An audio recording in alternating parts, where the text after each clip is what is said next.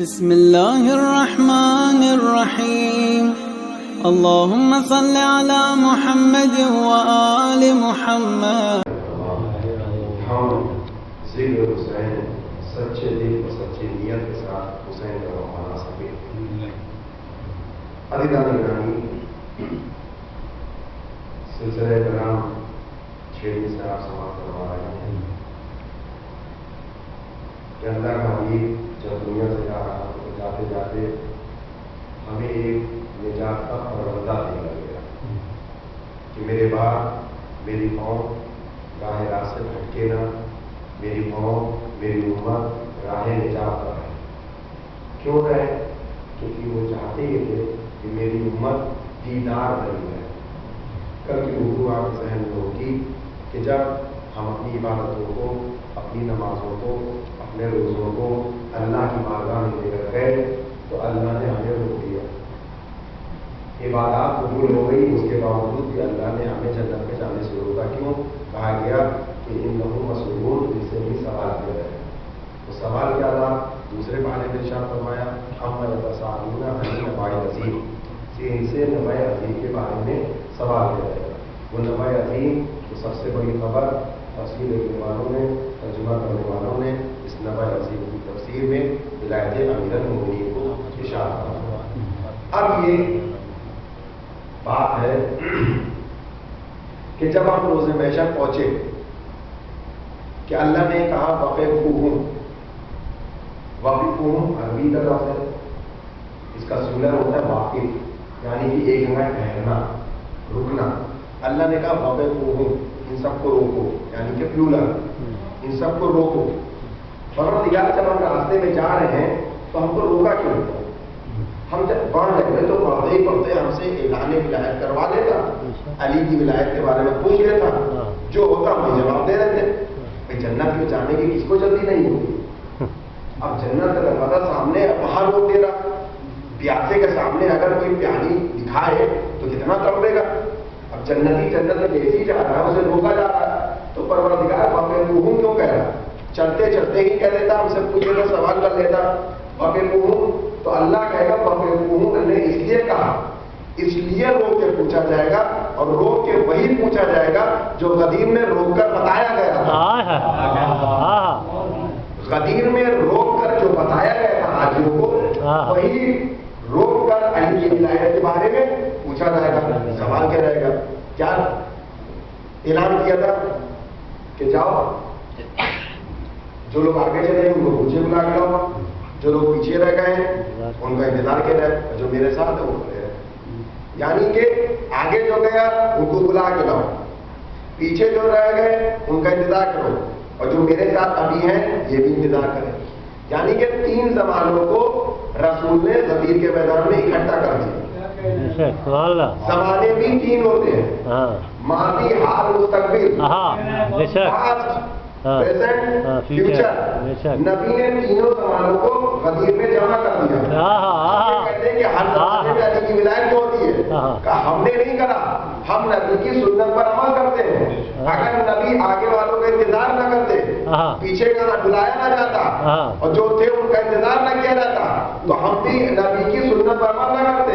اسی لیے جو تھا ان کے لیے علی کی ولایت تھی، جو ہے ان کے لیے ہے، اور جو آنے والی ہے ان کے لیے علی کی ولایت ہوگی۔ اللہ نے تینوں زمانوں کو غدیر میں اکٹھا کیا۔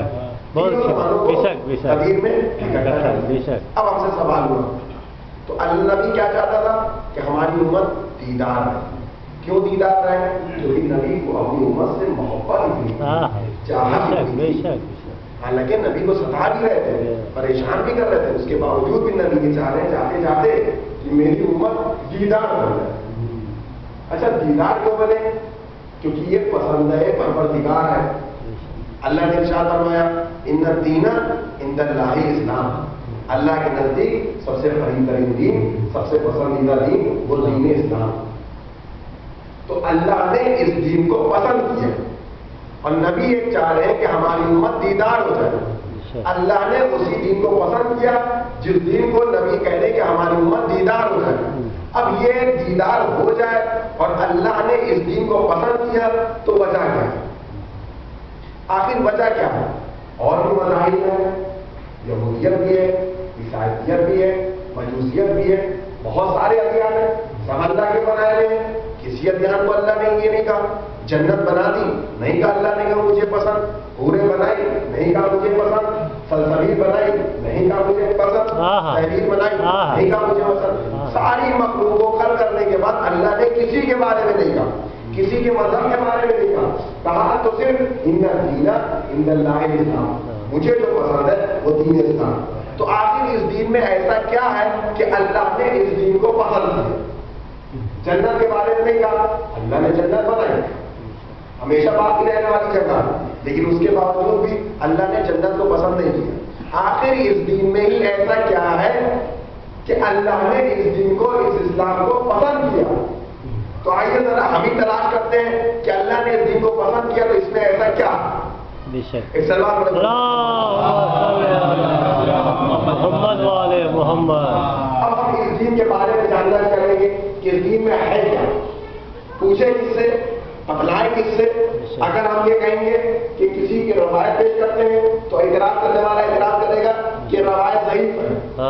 اگر ہم کسی مفسر کا بیان کریں گے کہ یہ بھی ہم اس کو قابل قبول نہیں ہے، یعنی ہم راوی پیش کر رہے ہیں اس کا بھی انکار ہو رہا ہے، مفسر کا بیان پیش کر رہے ہیں اس کا بھی انکار ہو رہا ہے، یعنی ہماری ہر ایک بات کا کاٹ ہو رہی ہے کہ ہم نہ روایت مانیں گے، نہ کوئی روایت راوی مانیں گے، نہ کوئی مؤثر، نہ کوئی ضعیف، ہم انکار کر دیتے ہیں۔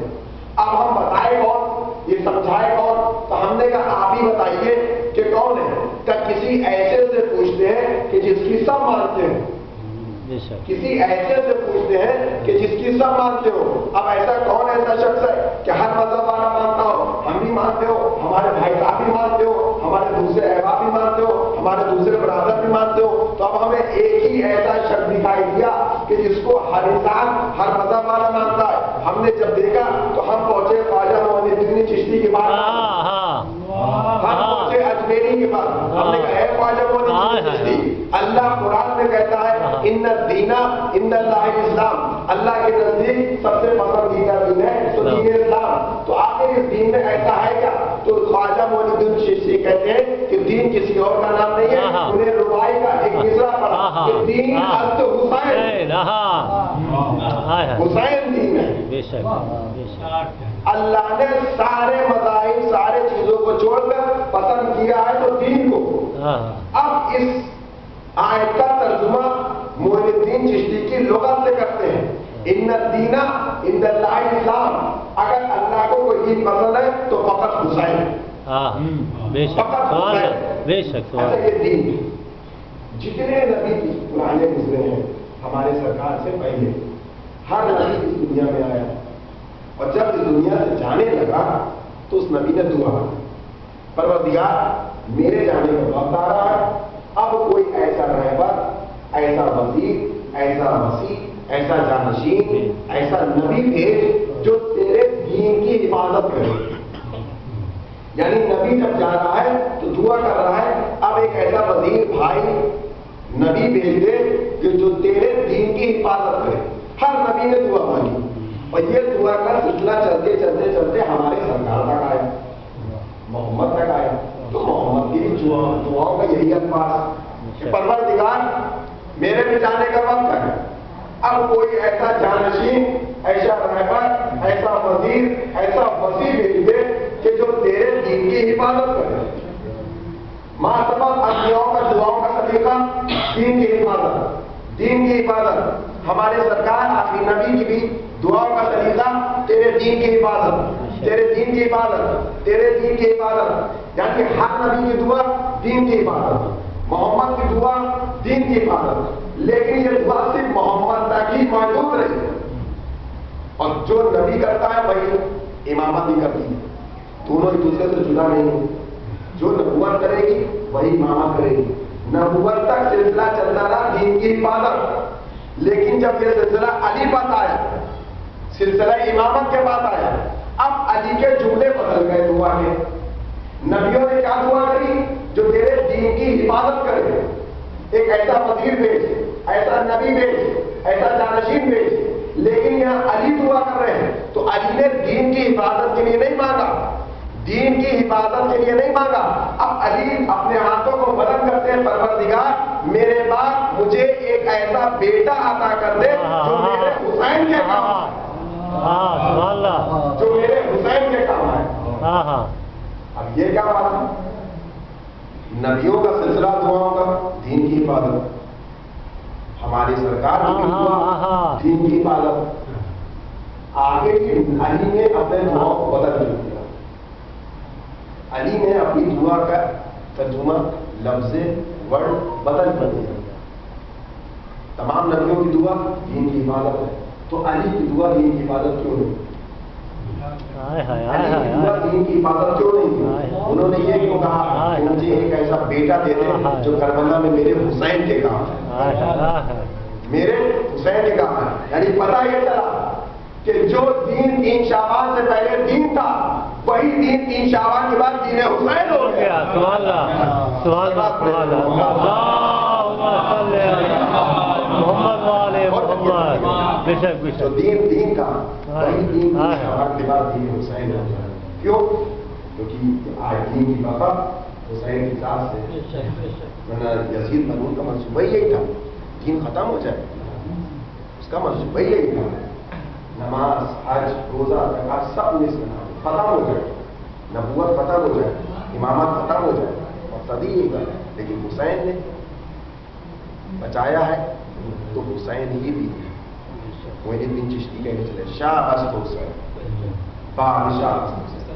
تو دین ہے اللہ کا، اللہ نے اس دین کو پسند کیا. اور دین کیا ہے، کون ہے؟ دین حسین. سلوات پڑھیں. محمد والے محمد. وہ دین حسین. اچھا دین حسین ہے، حفاظت کے لیے دے کر گئے. یہ حفاظت کا سلسلہ کربلا کے میدان میں آ گیا. کربلا کے میدان میں یہ سلسلہ آ گیا. اللہ نے اس دین کو پسند کیا. اچھا دیکھیے، ایک ہوتی ہماری پسند، ایک ہوتی اللہ کی پسند. پسند ایک ہماری بھی ہے، پسند ایک اللہ کی بھی ہے. لیکن اگر وہ پسند کر رہا ہے تو بڑی بات ہے. کیوں؟ کیونکہ پسند کا تعلق دل سے ہوتا ہے. اللہ دل تو رکھتا نہیں، تو پسند کیسے کر رہا؟ اللہ دل تو رکھتا نہیں، پسند کیسے کر رہا؟ یہ بھی ہمارے اوپر اعتراض ہے. کیوں؟ ہم شب جمعہ تھی، ہم حدیث قصہ پڑھ رہے ہیں. حدیث قصہ پڑھتے پڑھتے اس جگہ پہنچے جہاں پر ارشاد ہوا کہ اللہ نے آسمان کا شامیانہ نہیں بنایا، زمین کا فرش نہیں بچایا، دریاؤں کو روانہ نہیں کیا. جو کچھ کیا پنجتن کی محبت میں کیا. بے شک. جو کچھ کیا پنجتن کی محبت میں کیا، پنجتن کی محبت میں کیا. تو کیا وہ اللہ دل رکھتا ہے جو پنجتن سے محبت کرے گا؟ کا دل نہیں رکھتا ہے. وہ ہماری طرح دل کے لیے محبت کرنے کے لیے دل کا محتاج نہیں ہے. ہم ہیں محتاج، اللہ محتاج نہیں ہے. جو محتاج ہو جائے وہ خدا نہیں ہو سکتا. بے شک. جو محتاج ہو جائے وہ خدا نہیں ہو سکتا. تو یہ پسند. اچھا پسند کا تعلق دل سے. مثال کے طور پہ کوئی ایک بچہ ہے، اس نے کوئی ایک گاڑی لی تو اس کی خواہش ہوئی کہ جب ہم بڑے ہو جائیں گے، پڑھ لکھ کر کچھ افسر بن جائیں گے تو یہی گاڑی خریدیں گے. کیوں؟ کیونکہ وہ اس کی پسند ہے. ہم بڑے ہو جائیں گے تو ہم یہی موبائل خریدیں گے. کیوں؟ کیونکہ پسند ہے. ہم بڑے ہو جائیں گے، انٹر کر لیں گے، انٹر کرنے کے بعد ہم فلاں درس چنیں گے، فلاں فیلڈ میں جائیں گے کہ یہ ہماری پسند ہے، یہ ہماری پسند ہے. گاڑی پسند ہے. مان لیجیے اللہ نے توفیق دے دی، پڑھ لکھ کر بڑا ہوا، کسی عہدے پر پہنچا، اس نے وہی گاڑی خریدی. اب گاڑی خرید کر کے لایا تو لانے کے بعد اپنے محل کے مولانا صاحب کو لیا، دعا بھی کروا لیں گے، مولانا صاحب کو گاڑی میں بٹھا لیں گے. کہا مولانا صاحب نے اپنی پسند کی گاڑی خریدی ہے، آئیے آپ کو خود درگاہ چلتے ہیں صاحب کو آپ کو لے کر. مولانا صاحب کو بتایا، مولانا صاحب لے چلے. پہلے تو بڑی تعریف کری، اس کے بعد یہ بتاؤ گاڑی لینے ہی تھا تو اتنی مہنگی لینے کی کیا ضرورت ہے؟ 30-35 لاکھ کی گاڑی لے لی، 10 لاکھ کی گاڑی لے لے. بات وہی پر تھی، کہاں 30-35 لاکھ، کہاں 10 لاکھ کی گاڑی. گاڑی تو گاڑی ہے. دیکھیے کہے گا تو کچھ نہیں، لیکن مولانا کی عزت کرتا ہے. बस एक साइड में गाड़ी रोकेगा, मौलाना साहब मेरी कॉल आ गई, हमें जरा काम से जाना है, आप यहीं उतर जाइए। कहा भाई क्या बात है, बिल्कुल सही तो जा रहे थे, आखिर में ऐसा क्या बात हो गई, हमने क्या कह दिया जो आप बीच रास्ते उतारे जा रहे हो? कहा तुम्हें मामला ये है, आपने हमारी पसंद की नापसंद कर दी, आपने हमारी पसंद की बुराई कर दी, आपने हमारी पसंद की बुराई कर दी। अल्लाह किसे पसंद करता है? हुसैन को पसंद करता है। अब अगर कोई अल्लाह की पसंद को नापसंद कर दे तो अल्लाह भी उसे नापसंद करता है। बेशक बेशक सुभान अल्लाह। अज़ादारों आप अपनी तकदीर पर नाज करिए, इस मामले में उस मामले में आपकी पसंद और अल्लाह की पसंद एक है। अल्लाह भी हुसैन को पसंद करता है, आप भी हुसैन को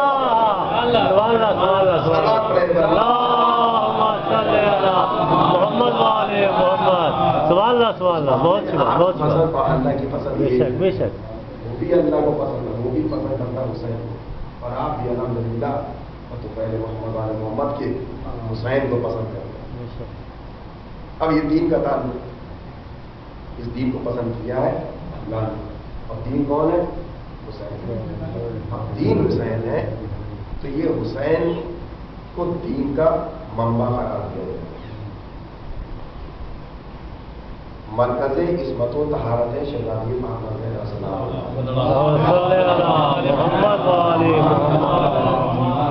जैसे ज्योमेट्री बॉक्स होता है, पहले मिलता था बल्ला जाने, उसमें हर चीज मिलती थी, पेंसिल, स्केल, गोला प्रकार जिसे बोलते हैं, गोला प्रकार एक पॉइंट रखता था, बीच में पेंसिल घुमाता था तो सर्किल बनाता था। तो सर्किल जो घूम रहा है वो नबूवत व इमामत है, और जो सर्किल को घुमा रहा है वो शहज़ादी फातिमा ज़हरा सलाम कि नबूवत और इस्मत की मिलान में है, वो है शहज़ादी, वो है गोला प्रकार जो पॉइंट बीच में बना।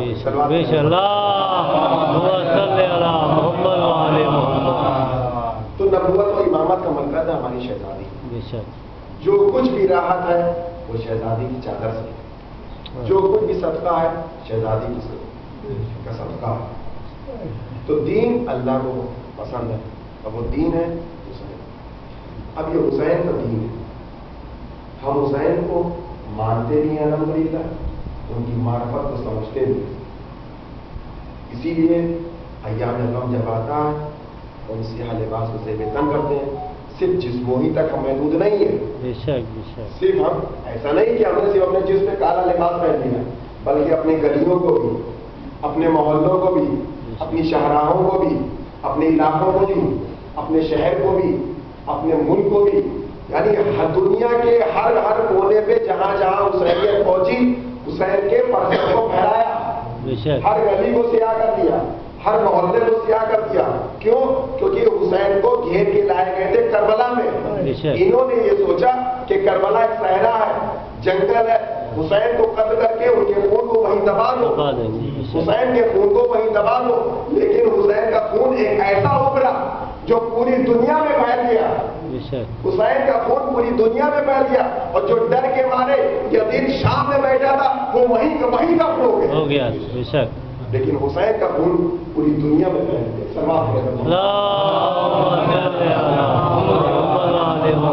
ये हुसैन का खून और लाने की वजह से पहले भी मैंने शुरू की मजलिस सुबह से अली की विलायत, बहुत एतराज़ात होते हैं, गैरों के भी अपनों के भी। अब तो गैर ये भी एतराज़ कर रहे हैं कि ये लोग तो इतना हमारा अली की विलायत पे यकीन अल्हम्दुलिल्लाह करते हैं, हमारा यकीन हमारी निजात का जरिया यही है। बेशक। क्यों? इसलिए कि इन्होंने अल्लाह की रजा को खरीद लिया, अपना नफ्स बेचकर। वरना कोई ऐसा हो सकता है कि रात भर तलवारों की साए में हो और चैन की नींद सोए, अल्लाह के हबीब की जान बचा ले जाए, अल्लाह की रजा को खरीदा है, अपनी जान बेचे। तो अल्लाह ने भी इनको अपना सब कुछ दे दिया है। तो ये हमारे कब्र में आएंगे, हमारा यकीन है। ये कहा जाता है कि कैसे जाएंगे? एक खाकी पुतले हैं हमारी तरह, कब्र में मिट्टी का ढेर, उसके बाद कटरे, चटाई, कहीं तह में जाके बोलना होता है, कहाँ इतनी दूर से कहाँ अली चले जाएंगे। देखिए अगर हम लिखें तो कोई बात नहीं, आप ही की किताबों में लिखा जाता है, आप ही की किताबों से पढ़ते हैं, उस पर भी एतराज होता है। ایک واقعہ سنی علی کی ولایت میں کہ علی قبر میں کیسے آتے، ایک سلام پڑھے بنو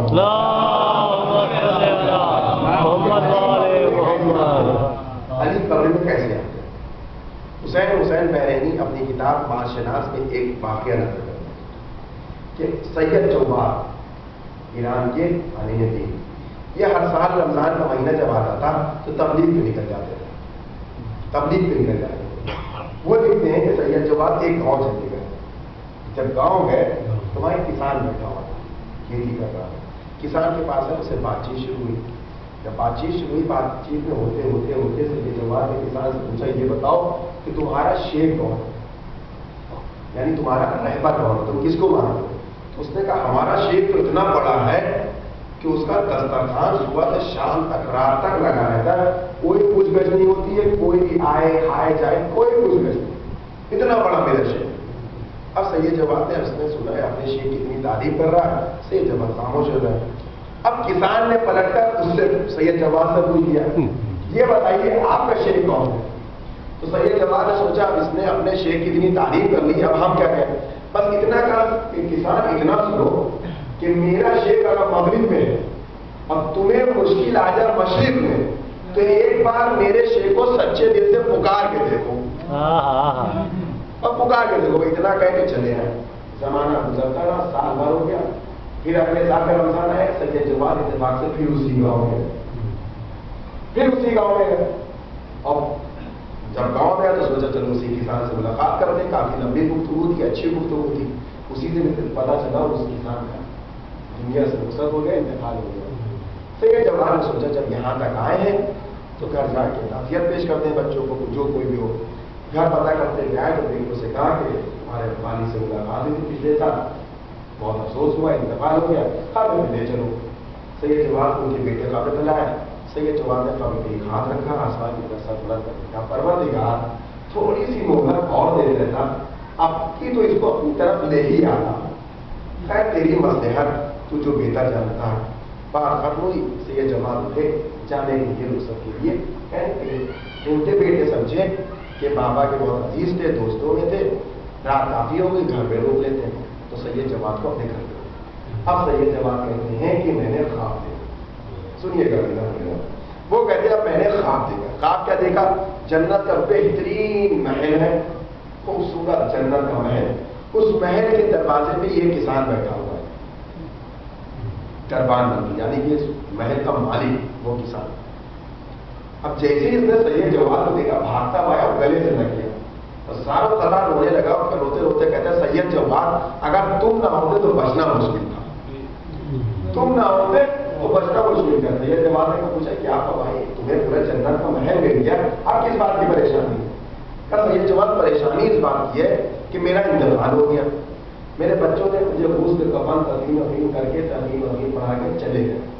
جب وہ لوگ چلے گئے تو میری قبر میں 2 نور فرشتے کے داخل ہوئے. جب وہ داخل ہوئے تو انہوں نے مجھ سے سوال جواب لینا شروع کیا، میرا امتحان لینا شروع کیا. سوال جواب سوال کرتے جاتے تھے، جواب آتا تھا، جواب ہر سوال کا پتا تھا، لیکن زبان جیسے گم ہو گئی تھی، آواز نکل ہی نہیں تھی، جواب ہی نہیں دے پا رہے. اتنے میں عنقریب تھا کہ وہ لوگ مجھے اپنے کوڑوں سے اذیت دیتے. مجھے تمہاری بات ذہن میں آ گئی کہ تم اگر مغرب میں ہو، میرا شیخ مشرق میں ہے، تو ایک مرتبہ سچے دل سے پکار کے دیکھو. بس میں نے ایک جملہ کہا، اے سید جواد کے شیخ میری مدد کرو.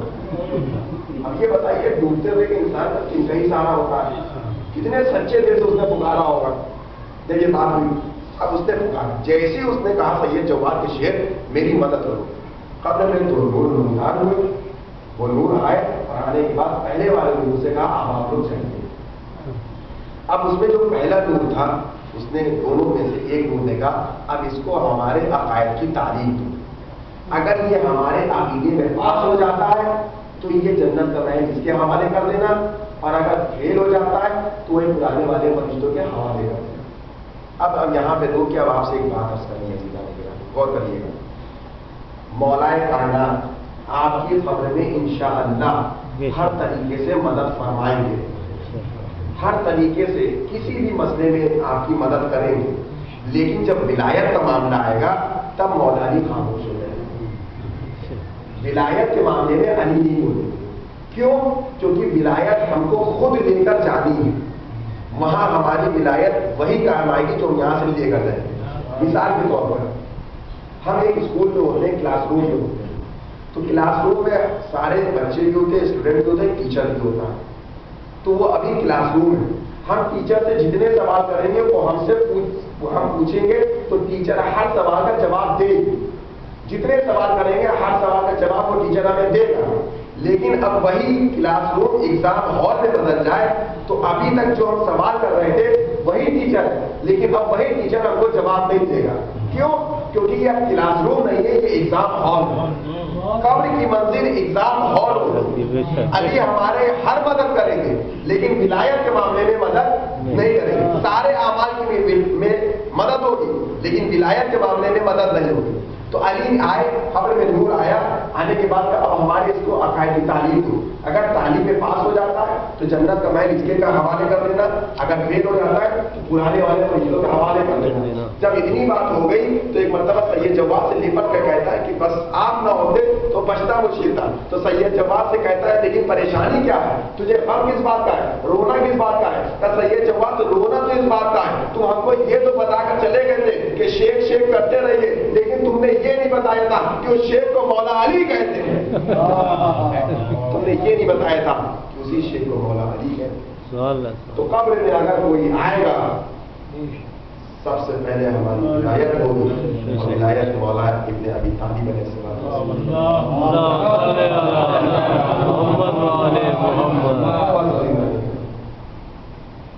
अल्हम्दुलिल्लाह।